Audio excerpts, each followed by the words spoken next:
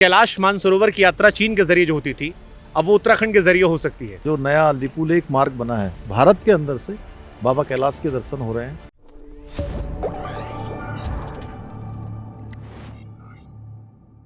इस बार उत्तराखंड यात्रा पर एक बड़ी अच्छी बात पता लगी हमें कि कैलाश मानसरोवर की यात्रा चीन के जरिए जो होती थी, अब वो उत्तराखंड के जरिए हो सकती है। उससे बेहतर दर्शन हो सकते हैं।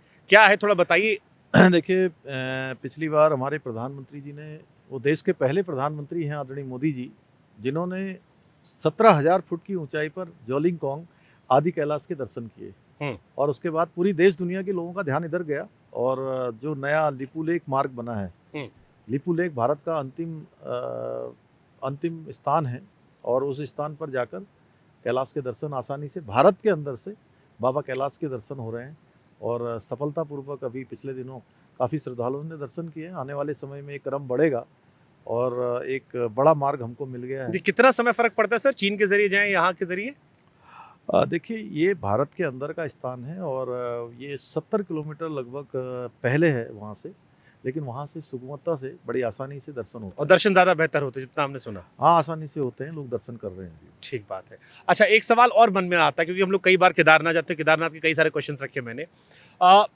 जैसे वैष्णो देवी में दर्शन, मैं धार्मिक व्यक्ति हूँ, मैं अलग अलग मंदिरों में जाता रहता हूँ, तो वैष्णो देवी जाता हूँ तो वहाँ श्राइन बोर्ड मिल जाता है मुझे, थोड़ी व्यवस्थाएं एक तरीके से आती है। घोड़ा वोड़ा करना हुआ तो ऑनलाइन टिकट कटवा लिया, एक प्रक्रिया है। कई बार केदारनाथ में लोग कहते हैं कि रेट्स का बड़ा फ्लक्चुएशन होता है, मौसम हालांकि यहाँ अलग है, लेकिन फिर भी क्या भविष्य में कोई बोर्ड की योजना है कि एक ऑर्गेनाइज तरीके से केदारनाथ की यात्रा हो? देखिए, ये जो मंदिर के अंदर का स्थान है, उसके लिए हमारे सभी तीर्थ पुरोहित हैं, केदार सभा है, अन्य लोग हैं, जो धार्मिक संगठन उसको पहले से ही नियोजित करते रहे हैं, वो नियोजन करेंगे। उनके साथ हमारी बात चल रही है।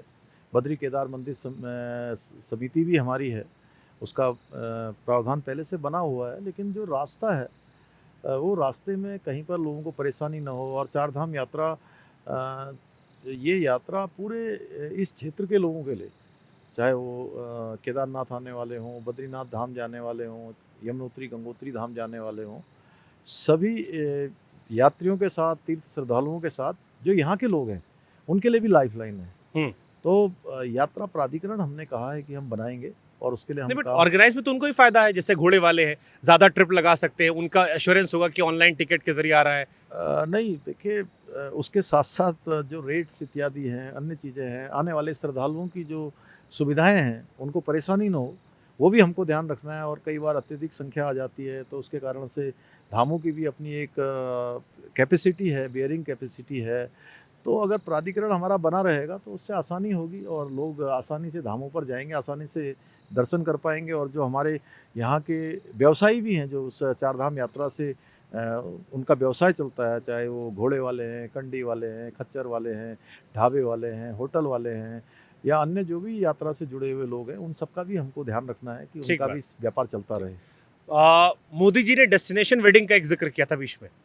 अब हमारी शादी हुई नहीं, मम्मी हमारी बहुत लड़की उड़ी खोज रही है, तो आपकी शादी यहीं करवा देते हैं। उन्होंने कहा कि डेस्टिनेशन वेडिंग का पूछ लीजिएगा धामी जी से कि कहाँ पर ऑर्गेनाइज कर दिया इन लोगों ने। अब तक हमारे पास बहुत सारे डेस्टिनेशन है, आप अपना पहले जो है विवाह तय कर लीजिए, उसके बाद हमें बट ये कॉन्सेप्ट पे कुछ काम हुआ सर? ये मोदी जी ने कहा था, बड़ी चर्चा हुई थी। उसके बाद हमने कि अब इटली मत जाइए। देश भर के जो ऐसे इवेंट्स करने वाले लोग हैं, उनके साथ मैंने खुद बात की है और उन्होंने हमसे जो स्थान पूछे थे, वो स्थान भी हमने बनाए हैं। हमारे पास देहरादून में, मसूरी में, हरिद्वार में, ऋषिकेश में, त्रिजुगी नारायण में, रामनगर में, नैनीताल, हमारा मुक्तेश्वर, ऐसे अनेक स्थान हैं जहाँ पर बहुत आसानी से अच्छी वेडिंग हो सकती है। और वेडिंग होती है यहाँ पर पहले से। तो इसको पॉपुलराइज आदरणीय प्रधानमंत्री जी ने जब से कहा है, तब से लोगों का एकदम से ध्यान बढ़ा है, लोगों की बुकिंग बढ़ी है और लोग अपने बड़े स्थान बना रहे हैं, बड़े जो है वेडिंग डेस्टिनेशन, वेडिंग स्थान बना रहे हैं।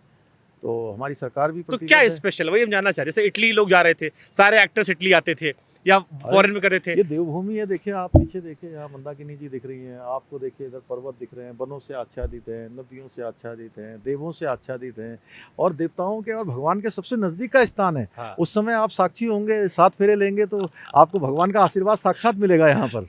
जबरदस्त। आप देवभूमि आपने बार बार जिक्र किया, क्योंकि समय के मतलब छोटे सवाल पूछ लेता हूँ।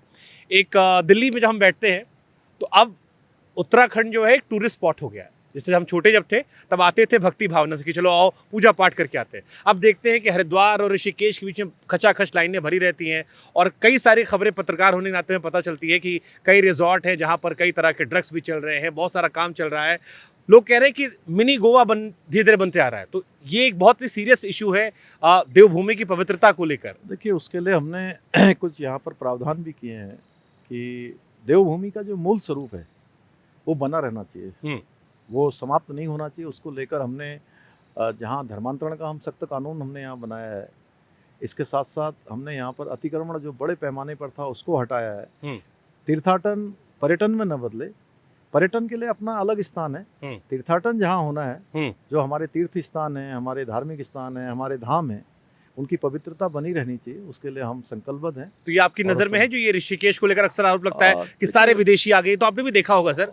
नहीं, विदेशी आते हैं, वो उनका अलग क्षेत्र है, राफ्टिंग के लिए आते हैं, लेकिन विदेशी भी आते हैं तो वो भी हमारे रंग में रंग कर जाते हैं। यहाँ सर योग के क्षेत्र में योग नगरी है ऋषिकेश। नहीं, ये वाला तो अच्छी पार्ट है जो आप ये योग वाला कह रही है, अच्छा पार्ट है।